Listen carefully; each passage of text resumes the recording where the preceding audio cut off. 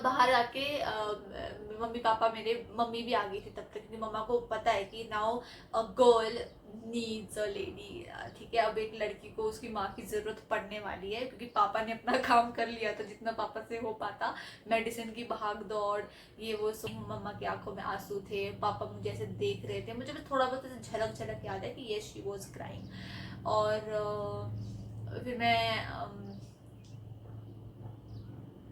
अंदर गई, लिफ्ट से मुझे अपने रूम तक पहुंचाया था और मैं वहां पे मस्त लेट गई। मुझे ऐसे ऐसे उठा के एक स्ट्रेचर से अपने बेड पे ऐसे पटक दिया था। ठीक है, पटक असलियत में नहीं पटका था, आराम से रखा था, बट ऐसे पटक दिया था मुझे। ठीक है, और मुझे ये भी नहीं आइडिया था कि कितना कट लगाया है और फाइनल रिजल्ट है क्या, मतलब व्हाट वाज द रिजल्ट, मतलब क्या हुआ है मेरे साथ और क्या नहीं हुआ है, ये सब चीजें।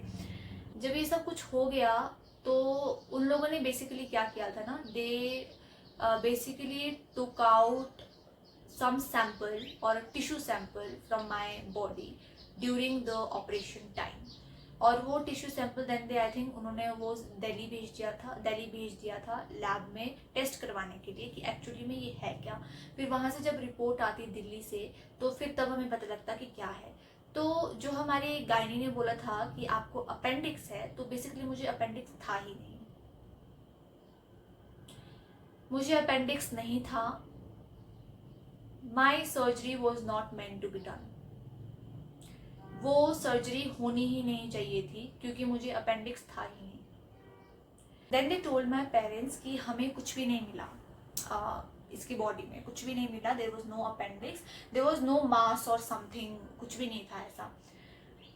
एंड दे टोल्ड अस कि अल्सर्स थे, there was ulcers in the intestine. The real problem came out that I was having a tuberculosis। तो मुझे ट्यूबरक्लोसिस था इंटेस्टाइन में। इतना कुछ घूम फिरने के बाद फाइनली 3 महीने बाद doctors got to know that what I actually had in my body। I was not having any sort of appendix but an intestinal tuberculosis। हमारी गलती, हमारी पर्सनल गलती यही रही कि एक तो हम लोग रिपीटेडली सेम डॉक्टर के पास गए, हमें पहले ही दूसरे डॉक्टर से कंसल्ट कर लेना चाहिए था। हम रिपीटेडली सेम डॉक्टर के पास गए और सेम डॉक्टर हमें सेम तरीके की दवाइयाँ देता रहा और वो मैं खाती रही। उनकी दवाइयाँ इतनी स्ट्रॉन्ग दवाइयाँ थी कि वो मेरी पूरी बॉडी को इतना ज़्यादा हीटअप कर देती थी। I used to feel so irritated and ऐसा लग रहा था जैसे मेरी पूरी बॉडी अंगारों पर है, जिसमें अंगारों पर लेटी हुई हूँ, ऐसा लगता था मुझे। When I had those typhoid medicine in January month में जब मैंने वो खाना शुरू करा था। बिकॉज आई हैव, क्योंकि मुझे एक इंसिडेंट भी याद है इस चीज का। मुझे पेट में इतना ज्यादा दर्द हो रहा था even after having the medicine. उस दिन मुझे बिल्कुल कंट्रोल नहीं हो रही थी अपनी दर्द, जो मेरी दर्द थी वो मुझे बिल्कुल भी कंट्रोल नहीं हो रही थी, मुझसे सहन नहीं हो रही थी। इसी वजह से then we have to rush to hospital, Kullu hospital हमें इसी वजह से जाना पड़ा था और अपना ट्रीटमेंट करवाना पड़ा था।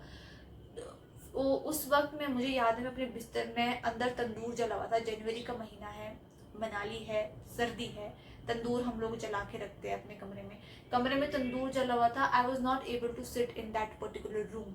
वहां से मैं उठ के फटते के अंदर आ गई, मुझे इतना दर्द हो रहा था, मैंने पूरा रजाई कंबल साइड कर दिया। I was literally shouting, I was crying.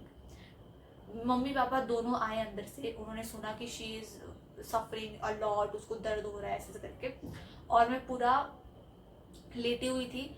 और फिर दोनों मम्मी पापा दोनों आए और मैं पूरा लेटी हुई थी और मैं पूरा अपने आप को पूरा ऐसा हग करके रख दिया था because I was feeling pain in my abdomen. तो मैंने पूरा हग करके रख दिया था अपने आप को और पूरा अपना रजाई कंबल साइड कर दिया था क्योंकि मुझे बहुत ज़्यादा गर्मी लग रही थी। पापा आए और पापा बोला ठीक है सो जाओ, तो आप सो जाओ। और वो they were trying to make me like sleep कि तू सो जा आराम से, कुछ नहीं हम लोग कल हॉस्पिटल चले जाएंगे। और उन्होंने मेरे ऊपर रिजाइड वो डाल दिया, कंबल डाल दिया पापा ने। और लिटरली मैंने उनको पूरा ऐसे हाथ झटक दिया था पूरा। मैंने उनको बोला कि मुझे नहीं चाहिए कंबल, आप लोगों को समझ नहीं आता, और एक तो मुझे दर्द हो रही है, ऊपर से मुझे इतनी इतनी गर्मी लग रही है अपनी बॉडी में, और आप मेरे को ऊपर से और कंबल डाल रहे हो। I literally shouted on them. जैसा ये सब कुछ ऑपरेशन वाली सब चीजें हो गई, अब मेन आता है कि अब हमारे पास आते हैं मेडिसिन के डॉक्टर, जो मुझे मेडिसिन प्रोवाइड करवाने वाले थे। जब वो आए, जब उन्होंने एंटर करा हमारे रूम में, he started scolding my parents for that particular thing.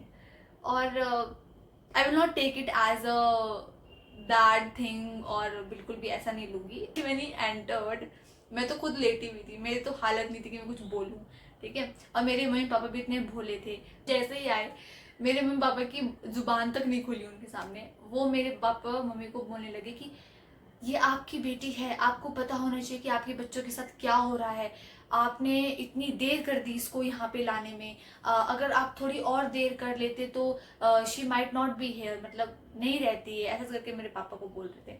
तो अपने उसमें वो सही भी थे। अगर मैं उसी डॉक्टर के पास अपना घूम फिर के दोबारा से उसी डॉक्टर के पास जाती जहाँ पे मैं पहले गई थी, आई डोंट नो कि आज मैं यूट्यूब वीडियो बना रही होती कि नहीं बना रही होती, but like there is always someone that protects every one of us and we should believe in that particular energy। कि आप इतने लापरवाह कैसे हो सकते हो, ये चीजें भी बोलूं। अभी मैं वो चीजें याद करती हूँ तो मुझे हंसी आती है, क्योंकि उनको पता था कि इट वो सबसे, मेरे पेरेंट्स की तो चलो मान लो मैंने गलती थी, क्योंकि उनको नहीं पता था कि हम लोग ऑलरेडी दूसरे डॉक्टर्स के पास भी जा चुके थे पहले, और आप ही के ही डॉक्टर के पास आए थे हम लोग सबसे पहले, who gave us the gastric की दवाई, and after that told us that I have appendix, and then did my surgery, जिसकी कोई ज़रूरत ही नहीं थी, क्योंकि ये जो ट्यूबरक्लोसिस नॉर्मल चीज़ थी, ये दवाइयों से भी ठीक हो जाती। नॉर्मल 6 महीने का कोर्स होता, और वो कोर्स करके दवाइयाँ खा के मैं ठीक हो जाती, तो मुझे सर्जरी की ज़रूरत नहीं पड़नी थी। तो according to the doctor my surgery was waste. इसका कोई भी इम्पोर्टेंस नहीं था। एक होता है ना कि चलो तुमने सर्जरी करी है, सर्जरी इज इम्पोर्टेंट, क्योंकि हमें वो सैंपल लेना ही लेना है, और वो सैंपल हमारे को वापस टेस्ट लैब पे टेस्ट करवाना है, ताकि हमें पता लगे कि तुमको एक्चुअली हुआ क्या है। अब जब बिना सर्जरी के ही एक मेडिसिनल वाला डॉक्टर बोल रहा है, एक मेडिसिन डॉक्टर बोल रहा है, एमडी बोल रहा है कि बिना सर्जरी के भी पता लग सकता था कि ये क्या बीमारी है, इसको क्या हुआ है, आप लोगों ने इसकी फालतू में सर्जरी करवा ली, ये चीजें डॉक्टर ने नहीं बोली, क्योंकि उनको पता है कि ये हॉस्पिटल की गलती है, ये उस सर्जन की गलती है, और ये उस गायनी की गलती है जिसने वो रिपोर्ट को उस वे में लिया। तो इसीलिए वो ज्यादा नहीं बोल पाए। उन्होंने थोड़ा सा ही बोला कि आप ऐसे लापरवाह कैसे हो सकते हो, आपकी बेटी है, अगर कुछ हो जाता है इसको तो फिर आप क्या करते। तो ये इतनी चीज़ बोली, ज़्यादा उन्होंने नहीं बोला, बिकॉज उनको पता था अगर वो ज़्यादा बोलेंगे तो डेफिनेटली उनके ऊपर भी बात पलट के आएगी, उनके डॉक्टर्स, उनके स्टाफ, उनके हॉस्पिटल पे बात बन के आ जाएगी। क्योंकि एक डॉक्टर को पता होगा ना कि तुम्हें सर्जरी करवानी है कि नहीं करवानी है, किस तरीके का, हमें थोड़ी पता है। हमारे लिए तो जो डॉक्टर बोलेगा वही सही है, जिस तरह की दवाइयाँ वो देंगे वही सही है। So he did not say anything at that moment। तो बस वो इतना ही हुआ। उसके बाद तो दैट डॉक्टर मेरी एक ऐसी परछाई बन के, जो वो मेडिसिन वाले डॉक्टर थे, वो पूरी एक परछाई बन के मेरे साथ थे जब तक मैंने अपना पूरा कंप्लीट नहीं किया कोर्स मेडिसिन का।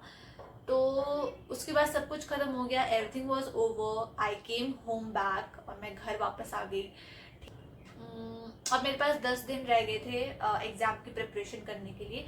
3 मार्च 2020 को आई थिंक हमारा पेपर था, if I am not wrong, HP board वालों को पता होगा, और सबसे पहला पेपर हमारा इंग्लिश का था आई गेस। अगर मैं गलत होंगी तो मुझे बता देना, पर मुझे ऐसा ध्यान है कि शायद यही था, क्योंकि मैं वो समय नहीं भूल सकती थी। और लॉकडाउन तो हमारा आफ्टर 20 मार्च के बाद ही लगा था आई गेस लॉकडाउन, क्योंकि मार्च में हमारा कंप्यूटर का पेपर था, वो कंप्यूटर का पेपर हमारा फिर हुआ नहीं बिकॉज ऑफ द लॉकडाउन। तो उससे पहले हमारे सारे पेपर हो चुके थे। मेरा सब कुछ स्मूथ चला गया। I was having my farewell, I skipped my farewell. मैंने उसके लिए कपड़े भी ले लिए थे फेयरवेल के लिए, पर मैं फेयरवेल में गई नहीं। क्योंकि मैं नहीं जा सकती थी, मुझे बाहर जाना अलाउड नहीं था, हवा में जाना अलाउड नहीं था। हवा लगना मेरी बॉडी के लिए एक हानिकारक चीज़ थी उस टाइम पे। तो मैं बाहर नहीं जा सकती थी, ज़्यादा हवा में नहीं घूम सकती थी। उसी दिन मेरे जो केमिस्ट्री के सर है वो भी आ गए थे। मैं अगर बोलूँ तो आई डोंट, अगर मैं किसी भी टीचर को अपने स्कूल में अगर नहीं याद करूँगी, but I will always remember that one sir of my school. वो सर ही आए थे मेरे से मिलने के लिए। अब बारी आती है, अब था मेरा केमिस्ट्री का पेपर। और केमिस्ट्री के पेपर के 2 दिन पहले, जब मेरा केमिस्ट्री का पेपर होने वाला था, 2 दिन पहले I don't know what happened to me, I was not able to swallow my own saliva. मैं अपना सलाइवा तक अंदर स्वेलो नहीं कर पा रही थी। मैंने सुबह मेडिसिन खाई, अपनी खाली पेट वाली दवाई खाई, और वो सारी बाहर आ गई। ठीक है, अपना खाना मेरा लिक्विड ही था, तो मैंने लिक्विड खाया, फिर वो मेरा बाहर आ गया। और मैंने मम्मा को बोला, मम्मा मुझे कुछ अच्छा नहीं लग रहा है, like I am not feeling good, मुझे वॉमिटिंग हो रही है। उसके बाद फिर मैंने रेस्ट ले लिया। आई वॉज लाइक कोई बात नहीं, अभी मेरे 2 दिन है एग्जाम के लिए, मैं आराम से पढ़ लूंगी केमिस्ट्री का, पासिंग मार्क्स के लिए ही पढ़ लूंगी, कोई बात नहीं, अब क्या कर सकते हैं। तो आई टुक रेस्ट, और उसके बाद भी मुझे रेस्ट लेके भी मुझे कुछ अच्छा नहीं लग रहा। मैं अपना सिलाइवा मतलब थूक अंदर डाल रही हूँ और वो बाहर निकल रहा है, और I was like I am not able to even swallow my own saliva. फिर उसके बाद मेरे को अचानक से मैंने पानी पिया दोबारा से, और वो सारा पानी मेरा बाहर आ गया, और ग्रीन कलर की उल्टी आने लगी बाहर, मतलब जो मेरी दवाई भी थी वो भी पूरी बाहर आ गई। तो फिर मैं मनाली के उधर हॉस्पिटल में गई। कौन सा हॉस्पिटल है वो, जो वो क्रिश्चियन वाला हॉस्पिटल है मनाली में, मैं भूल गई, जहाँ पे डे स्टार स्कूल भी है, उसी के पास में जो हॉस्पिटल है, आई don't know the name of the hospital, या मेरे दिमाग से स्किप हो गया हॉस्पिटल का नाम। वहां पे मैं गई, और क्या था उस हॉस्पिटल का नाम, क्रिश्चियन नहीं था, बट कुछ क्रिश्चियन से रिलेटेड था। I think day star school के पास वही हॉस्पिटल जो गवर्नमेंट स्कूल के पास में सामने ही है जो हॉस्पिटल, वहाँ पे ना प्राइवेट हॉस्पिटल ही है वो आई गेस। तो वहाँ पे मैं गई, वहाँ पे मुझे एडमिट करवाया और इमरजेंसी में। और फिर वहाँ पे उन लोगों ने मेरा क्या बोलते हैं, फिर उन लोगों ने वहाँ पे मेरा एक्सरे लिया कि अल्ट्रासाउंड लिया, आई डोंट रिमेम्बर, बट जैसी फटे की रिपोर्ट भी आ गई, because it was an emergency case. Report आ गई, and then they told me कि your left or the right side of the intestine is blocked. तो जो डाइजेशन की फिजियोलॉजी है, जो एक्सक्रीशन की फिजियोलॉजी है, वो भी करनी होगी, तो वो नहीं हो पाएगी, because the intestine is blocked. And I was like कि हो क्या रहा है ये guys, what the hell is happening with me. मुझे लग रहा था everything is fine, I did my surgery जिसका कोई यूज नहीं था, but I am having the medicine of proper बीमारी, ऑफ द प्रॉपर ट्यूबरक्लोसिस। तो फिर अब इसमें तो कोई दिक्कत नहीं होनी चाहिए थी, लेकिन दिक्कत हुई। वो भी तब हुई जब मेरा केमिस्ट्री का पेपर था। इंग्लिश का भी होता तो भी मैं मानती हूँ, मैं कर लेती इंग्लिश का बिना पढ़े भी, लेकिन केमिस्ट्री के पेपर के लिए ऑर्गेनिक इनऑर्गेनिक हुआ करता था उस टाइम पे, और वो पढ़ना वॉज वेरी वेरी डिफिकल्ट। तो मैंने उसके बाद we called our doctor, medicine वाला doctor, and then papa told the whole story कि सर इसको ऐसा ऐसा हो गया है, हम हॉस्पिटल लेकर आए, and then they told that urgently come here, मतलब अर्जेंट, मतलब पूरा अर्जेंटली तुम इसको अभी के अभी एडमिट करवाओ हॉस्पिटल में। इंजेक्शंस के थ्रू ही मुझे medicine the, because they knew कि वो ऐसे करके मेडिसिन खाएगी तो वो नहीं लगेगा, तो ब्लड के थ्रू ही मेडिसिन प्रोवाइड करवानी पड़ेगी। तो मुझे इंजेक्ट करके ही मेडिसिन देते थे वो लोग आफ्टर माई सर्जरी, जब मैं हॉस्पिटल गई थी। और वहाँ पे तो एक तो इतनी अजीब सी नर्स थी वहाँ पे कि शी वॉज टू रूड। एक तो बहुत अच्छी नर्स थी, प्यारी सी थी एक नर्स, और दूसरी नर्स तो बहुत ज़्यादा रूड थी। शी वॉज लाइक कि उसने जब वो मुझे इंजेक्ट कर रही थी, उसने वो इंजेक्ट तो किया ही किया, साथ साथ मेरा खून पूरा इंजेक्टर में ला दिया। मतलब उसने इंजेक्ट करना था फ्लूइड, फ्लूइड की जगह उसने मेरा पूरा ब्लड इंजेक्ट कर दिया और उसे मिक्स कर दिया। And I was like what the hell you are doing, इस तरीके से नहीं लगता बहन इंजेक्शन। जो मैंने अभी तक जितनी भी नर्स आई है मैंने देखा है अपना हाथ, मेरे को 30 से 40 से ज्यादा वो लग चुके थे, ग्लूकोज और कैनुलाज और इंजेक्शन इसी सेम यहाँ इस एरिया में और इस एरिया में। आई वाज लाइक मैंने देखा है उन लोगों को ये ऐसा वैसा तो कुछ करते, तुमने तो मेरा पूरा खून निकाल दिया। आई वाज स्कैर्ड, तुमने मेरा पूरा खून निकाल दिया था। एंड आई वाज लाइक कि then she was like ऐसा ही होता है ये ऐसे, she was so rude। तो I would request whosoever is doing nursing and everything, please patient के साथ थोड़ा सा, वो already stressed में, उसकी family already stressed में है, माना कि आप लोग भी stress में होते हैं because आप day to night duty करते रहते हो, but it's your work, you have chosen this field, तो आपको थोड़ा सा मतलब अच्छे तरीके से बिहेव करना पड़ेगा पेशेंट्स के साथ। You can not be like कि ऐसा ही होता है ये, ऐसे ही खून आता है इसमें, what is this thing, this is so unprofessional and uncool. तो ये तो बिल्कुल भी एक्सेप्टेबल नहीं था। And I got very angry on that girl. एक तो मैं पहले ही दर्द में हूँ, ऊपर से तुम मेरा खून इंजेक्ट करने के जगह तुम मेरा खून वापस निकाल रहे हो।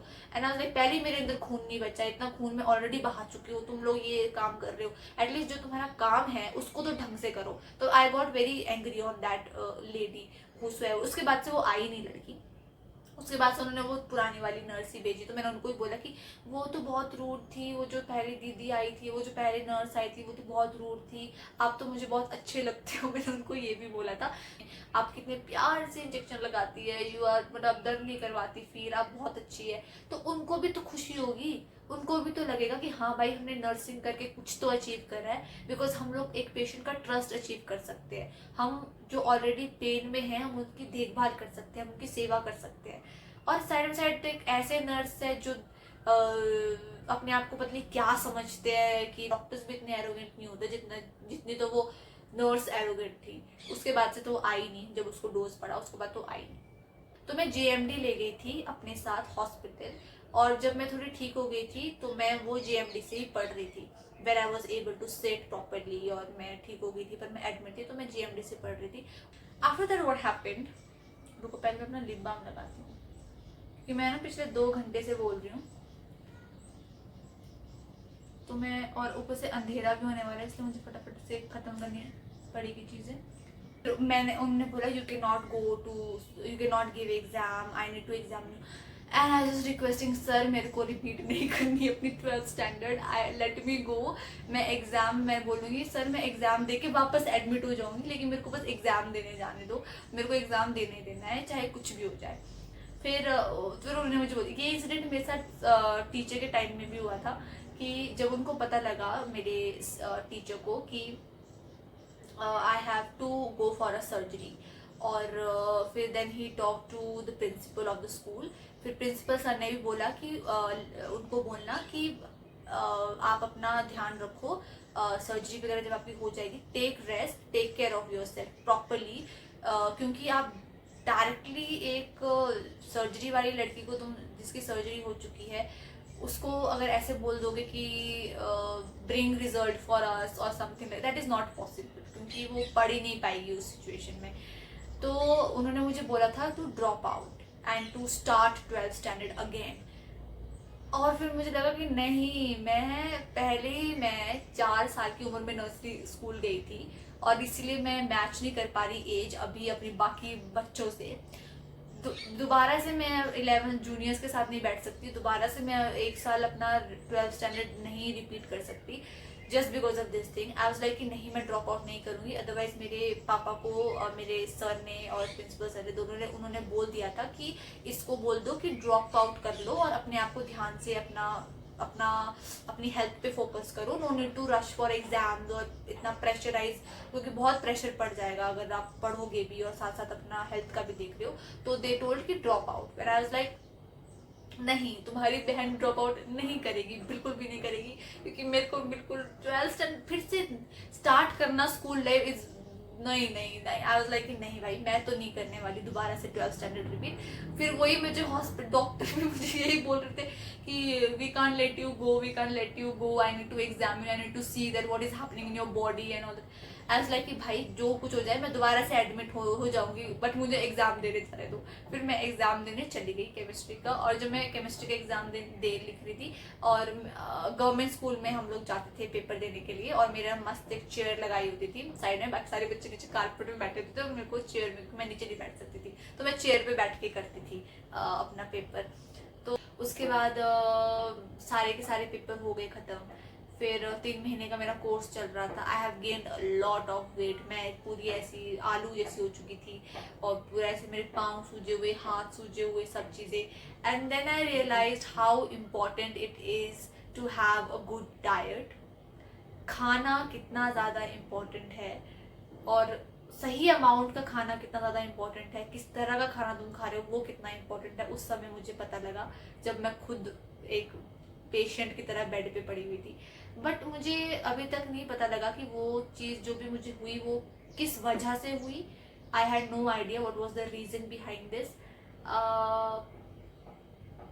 पर if it's related to gut health, तो वो गट हेल्थ, अगर वो गट से रिलेटेड है तो मतलब कि तुम्हारी गट हेल्थ सही नहीं थी, इसी वजह से शायद वो हुआ। ये तो 6 महीने तक मेरा मेडिसिन का कोर्स चला रहा था। हाँ, अक्टूबर 2020 में मेरी दवाइयाँ खत्म हो चुकी थी, कोर्स खत्म हो चुका था। अप्रैल, मई, जून, जुलाई, अगस्त, सितंबर, अक्टूबर, हाँ अक्टूबर में मेरा खत्म हो गया था दवाइयों का सेशन। दवाइयाँ मेरी जैसे ही खत्म हुई, मेरे इतने गंदे ब्रेकआउट्स हुए फेस पे, इतने गंदे एक्ने, दैट मैं क्या बोलूँ, मेरे पास एक भी पिक्चर नहीं है उस चीज़ की। बट मेरे जो कॉलेज के फ्रेंड्स हैं उनको पता होगा कि उस टाइम तो वो था, मास्क वगैरह चले हुए थे, तो मैं तो खुश थी कि हाँ मास्क लगे हुए हैं, अब मुझे किसी को अपना चेहरा नहीं दिखाना पड़ेगा, क्योंकि इतना गंदा चेहरा कौन देखना पसंद करेगा, कौन मेरा फ्रेंड बनना पसंद करेगा। तो बहुत ज़्यादा इनसिक्योरिटी हो गई थी रिगार्डिंग माई होल बॉडी, ऐसे सूजी सूजी बॉडी, और ऊपर से my face was full of एक्नेज। तो और ऑब्वियसली बात है, लड़कियों को अगर कुछ भी हो जाता है, उनके कुछ बाल खराब हो जाते हैं, या कुछ चेहरा खराब हो जाता है, या कुछ बॉडी में कुछ प्रॉब्लम हो जाती है, तो उनका कॉन्फिडेंस ऑटोमेटिकली थोड़ा लूज हो जाता है। तो मेरा तो थोड़ा क्या, मेरा तो 100% खत्म ही हो गया था कॉन्फिडेंस। बट इतना मैं खुश थी कि थैंक गॉड हम मास्क लगा के कॉलेज जाते थे।